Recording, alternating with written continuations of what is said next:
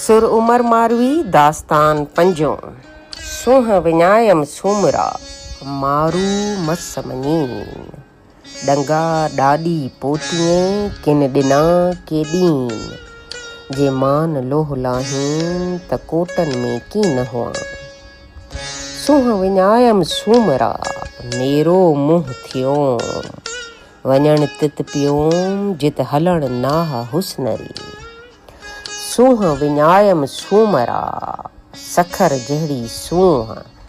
दिल में दुखे दूंह मुंहिंजो मुंहुं मेरो थियो।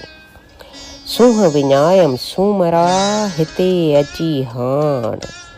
कीअं लहंदियम काण हुस्न मूं हित वियो। सूंह विञायम सूमरा केॾां वयम कमाल। वञा कीअं वतन ॾे हेड़ो वठी हाल। जे मान ॾीन जमाल त पसां मुंहुं पंवार जो। सूंह विञायम सूमरा वतन वञा कीअं। हुस्न धारां हीअं पसां कीअं पंवार खे। सूंह विञायम सूमरा पसां कीअं पंवार। धणी जा धराड़ ते रीअ रोए रचन नाह को। सूंह विञायम सूमरा उमर थियस असीर। सूंह विञायम सूमरा उमर थियस असीर।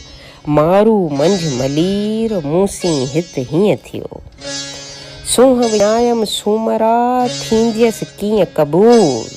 कोने सुहग नसूल पोचे मुंहुं पंवारसी।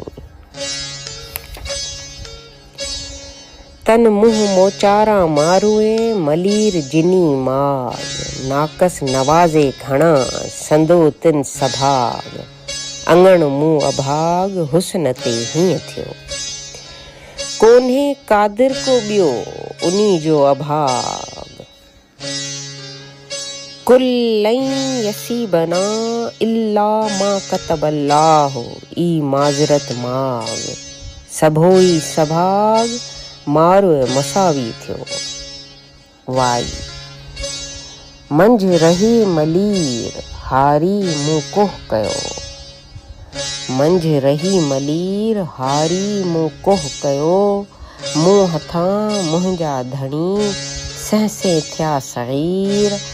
पखे मंझ पंवार जे कोणे कयम कबीर। तूं ॾींहें तूं धणी दिलासो दिलगीर। बुढ़ो लाह म ॿाझजो मूं तां मुंहिंजा पीर। थदियूं वलियूं थरनि में कोड़े किरड़ तरीर।